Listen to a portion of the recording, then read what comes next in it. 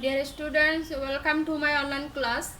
This is Monwara Begum, lecturer, Department of English, Kornofuli as a Sodori College, Kornofuli, Chattogram. Hope you are safe and sound by the grace of the Almighty Allah. I am also fine. Dear students, today's class is for SSC second year BM and this is English second paper. Our today's topic is faces narration or speech. Some important rules I are given to you on this topic in my previous classes. So let's begin the class. প্রিয় শিক্ষার্থীরা আজকে আমরা faces narration নিয়ে এর আগে ক্লাসগুলোতে আমি রুলসগুলো discussed করেছি। আজকে আমরা কোয়েশ্চন নিয়ে আলোচনা করব। And question number 1 is, why are you putting the foods in your pockets, sir? Why don't you eat? Asked the nobleman. I'm doing the right thing. My dress deserves these dishes, replied Sheikh Shadi. I am sorry, I don't understand what you mean to say, said the nobleman. প্রিয় শিক্ষার্থীরা, faces ন্যারেশনের rules আমি তোমাদেরকে already বলেছি। আগে সেন্টেন্সটা ফেসেসটা পরে তোমাকে subject এবং অবজেক্ট আইডেন্টিফাই করতে হবে। যদিও সাবজেক্ট অবজেক্ট সেন্টেন্সের শুরুতে দেয়া না থাকে, কিন্তু ডিরেক্ট স্পিচ থেকে ইনডিরেক্ট করার সময় তোমাকে প্রথম সেন্টেন্সে সাবজেক্ট এবং অবজেক্ট নিয়ে আসতে হবে। এখানে এই ফেসেসটা পড়ার পরে আমরা বুঝতে পারছি এখানে সাবজেক্ট হচ্ছে শেখ সাদি এবং অবজেক্ট হচ্ছে নবলম্যান সেন্টেন্সের শুরুতে। সেন্টেন্সটা দেখো, আমি তোমাদের বোঝার সুবিধার্থে মিনিং সহ বোঝানোর চেষ্টা করব। Why are you putting the foods in your pockets, sir?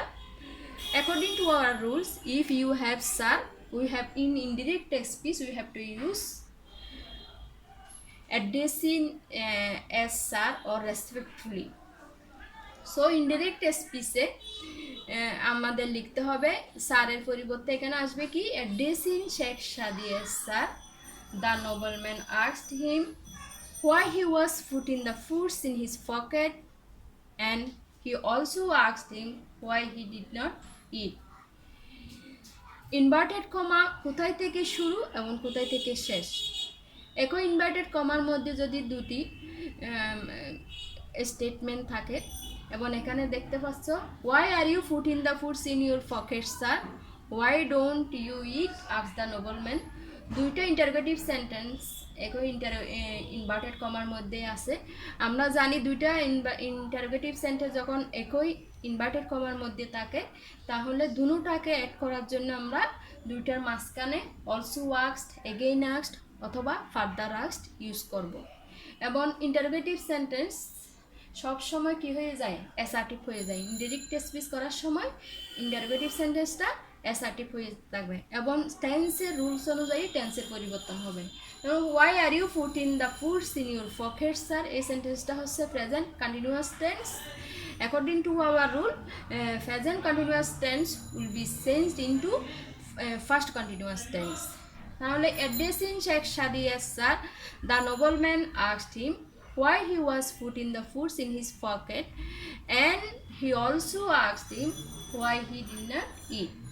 Why don't you eat? This is the example of present indefinite. আমরা জানি প্রেজেন্ট ইনডিফিনিট চেঞ্জ হয়ে ফার্স্ট ইনডিফিনিট। এই জন্য এখানে why he was putting the foods in his pocket and he also asked, এখানে also asked এর জায়গায় তুমি again asked ইউজ করতে পারবে অথবা further asked ইউজ করতে পারবে as you wish. Why he didn't eat, present indefinite change হয়ে ফার্স্ট ইনডিফিনিট হবে। And the next one, I am doing the right thing. My dress deserves these dishes, replied Sheikh Shadi. তাহলে নবলম্যানের কোয়েশ্চনে reflect করেছেন শেখ সাদি কি, I am doing the right thing, my dress deserves this dishes. এখানেও তুমি দেখতে পাচ্ছ একই ইনভার্টেড কমার মধ্যে অ্যাসার্টিভ সেন্টেন্স, দুইটা অ্যাসার্টিভ সেন্টেন্স এবং অ্যাসার্টিভ সেন্টেন্স যদি পরপর থাকে আমরা দুইটাকে অ্যাড করে এগেইন সেড ডেট অথবা অলসো সেড ডেট ইউজ করতে পারবো। শেখ সাদি replied that he was doing the right thing. I am doing the right thing. এটা হচ্ছে present continuous tense, present continuous tense হয়ে ফার্স্ট কন্টিনিউয়াস হবে। He was doing the right thing because his dress, এখানে কারণ because use করতে পারবে, অথবা তুমি এখানে বলতে পারো হি অলসো সেড দ্যাট, অথবা হি further said that.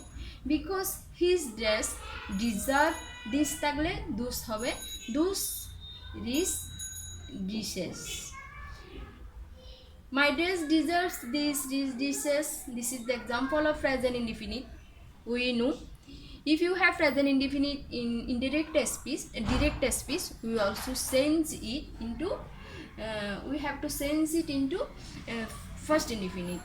So here the sentence: Sheikh Shadi replied that he was doing the right thing because his dress deserved those dishes.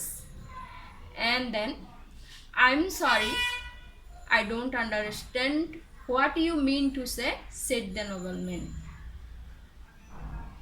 এই সেন্টেন্সে তুমি দেখতে পাচ্ছ নবলম্যান যেই রিপ্লাইটা করছে, I am sorry, I don't understand what you mean to say. I am sorry, যদি I am sorry তাকে হি ওয়াজ সরি দিয়েও করতে পারবে, অথবা সরি তাকে অ্যাপোলোজাইজড, ক্ষমা চাওয়া শব্দটাও তুমি ইউজ করতে পারবে। তো দ্য নোবেলম্যান অ্যাপোলোজাইজড, তিনি ক্ষমা চেয়েছিলেন, অ্যান্ড সেড ডেট, যেহেতু দুটোটাই এখানে অ্যাফার্মেটিভ অ্যাসার্টিভ সেন্টেন্স, আমরা দুটোটা অ্যাড করে ফেলবে। হি অলসো সেড ডেট অথবা and said that. I don't understand, this is the example of present indefinite, don't change হয়ে ডিডেন্ট হবে। And said that he did not understand what he mean to say, মিনের first form mean. So ফেসেস narration অর্থাৎ indirect থেকে direct speech করার সময় তুমি আগে প্রথম সেন্টেন্সের শুরুতেই সাবজেক্ট অবজেক্ট আইডেন্টিফাই করে প্রথমে সাবজেক্ট লিখে তারপর ভার্ব টেন্স অনুযায়ী টেন্সের পরিবর্তন করতে হবে, এবং যে ওয়ার্ডগুলো যেমন না থাকলে দেন হয়, দিস থাকলে দুস হয়। এখানে এই সেন্টেন্সে কয়েকটা ওয়ার্ড দেওয়া আছে এই ফেসেস নারেশনে, প্রত্যেকটার, এবং ইন্টারোগেটিভ সেন্টেন্সটা অ্যাসার্টিভ সেন্টেন্স হবে, টেন্স অনুযায়ী পরিবর্তন করবে। রুলসগুলো যদি তুমি ফলো করো তোমার জন্য এই ধরনের কোয়েশ্চেনগুলো সলভ করা অনেক বেশি ইজি হবে। And question number 2, good morning said the tourist, do you have any room vacant? Yes sir, double or single? I want one single room, said the tourist. The receptionist said, we have a single room on the second floor. Would that serve your purpose? Fine, thank you.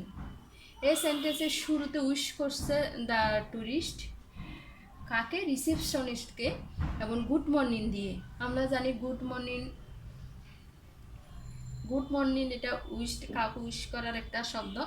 Good morning যদি থাকে প্রথমে subject নিয়ে আসতে হবে, তারপরে তোমাকে wished শব্দটা use করতে হবে, তারপর অবজেক্ট এনে যেই শব্দটা ইউজ করা হয়েছে, এটা গুড মর্নিং, গুড আফটারনুন যেটাই হোক না, ওই ওয়ার্ডটা তোমাকে ইউজ করতে হবে। প্রথম সেন্টেন্সে দেখো good morning said the tourist, এই সেন্টেন্সের সাবজেক্ট হচ্ছে শুরুতে টুরিস্ট এবং অবজেক্ট হচ্ছে রিসেপশনিস্ট। ইনডাইরেক্ট স্পিচ এবং ডিরেক্ট স্পিচ প্রত্যেকটা লাইন তোমাকে মিনিং সহ বুঝতে হবে, এবং আগে তোমাকে মাথায় রাখতে হবে কোনটা কোন টেন্সে আছে এবং কোন টেন্সে যাবে। রুলসটা প্রত্যেকটা সেন্টেন্সে তোমাকে ফলো করতে হবে। Good morning said the tourist, do you have any room vacant? এই সেন্টেন্সে দেখো প্রথমেই টুরিস্ট যে উনি উইশড করছে গুড মর্নিং বলে, উইশড দ্য রিসেপশনিস্ট। প্রথম দুইটা সেন্টেন্সের রিসেপশনিস্ট না থাকলেও আমাদের রুলস অনুযায়ী সেন্টেন্সের শুরুতে সাবজেক্ট অবজেক্ট প্রথম সেন্টেন্সে নিয়ে আসতে হবে। তো the tourist wished the receptionist good morning. তারপর আবার কোয়েশ্চেন করছে দেখো, do you have any room vacant? And asked, যেহেতু কোয়েশ্চেন ইন্টারোগেটিভ সেন্টেন্স এই জন্য এন্টের পরে আস্কড হবে, এবং এখানে যেহেতু ডু ভার্ব দিয়ে কোয়েশ্চেন করছে, আমরা জানি to have verb, modal verb, auxiliary verb, to do verb যদি সেন্টেন্সের শুরুতে ইন্টারোগেটিভ সেন্টেন্সের শুরুতে থাকে তাহলে ইনভার্টেড কমাতে ইট বসবে, এবং ডব্লিউএস কোয়েশ্চন যদি থাকে তাহলে ইফ বসবে না, ডব্লিউএস কোয়েশ্চনে বসে। তো asked if do you have any room vacant, present tense, so we have to change it into past tense. If they had any room vacant, yes sir, double or single. যদি yes শব্দটা থাকে তাহলে সেই ক্ষেত্রে আমাদের কি respectfully use করতে হবে, এবং সাব থাকলে রেসপেক্টফুলি ইউজ করতে হবে, ইয়েস থাকলে রিফ্লেক্ট ইন দ্য অ্যাফার্মেটিভ, এবং নো থাকলে reflect in the negative. The receptionist respectfully replied in the affirmative. Replied yes এর জন্য replied in the affirmative, and এখানেও question, and asked if he wanted a double or single room. তারপরে reply রিসেপশনে কি reply করছে, I টুরিস্টে I want one single room said the tourist. এটা হচ্ছে this is the example of assertive sentence, and this is present indefinite, so we have to use here first indefinite. The tourist told that he wanted one single room. The receptionist said we have a single room on the second floor. The receptionist replied that, এটাও assertive সেন্টেন্সের example, সুতরাং inverted comma উঠে এখানে that বসবে, that we have a single room on the second floor, we এর change হয়ে subject আসবে এখানে pronoun they, they had a have এর জায়গায় had, they had a single room on the second floor. Will that serve your purpose, আবার উনি question করছে এই জন্য এখানে ইনভার্টেড কমা উঠে, অ্যান্ড অলসো আস্কড, ইফ যেহেতু উইল দ্বারা মডেল বা উইল দ্বারা শুরু কোয়েশ্চনটা, এবং ইনভার্টেড কমা উঠে এখানে ইফ বসবে, ডেট চেঞ্জ হবে না, ডেট ডেটেও থাকবে, তারপর উইলের পরিবর্তে উড বসবে, if that would serve his purpose.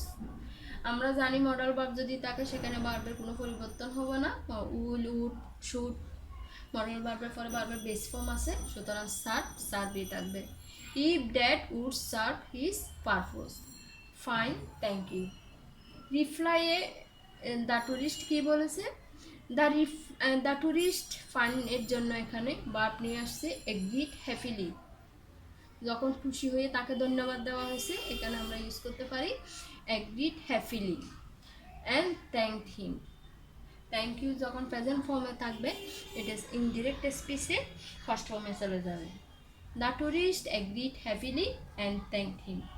আমি আবার প্রথম থেকে আবার বলছি, good morning said the tourist, do you have any room vacant, yes sir, double or single. The tourist wished the receptionist good morning and asked if they had any room vacant. The receptionist respectfully replied in the affirmative and asked if he wanted a double or single room. I want one single room, said the tourist. The tourist told that he wanted one single room. The receptionist says, we have a single room on the second floor. Will that serve your purpose? The receptionist replied that they had a single room on the second floor and also asked if that would serve his purpose. Fine, thank you. The tourist agreed happily and thanked him.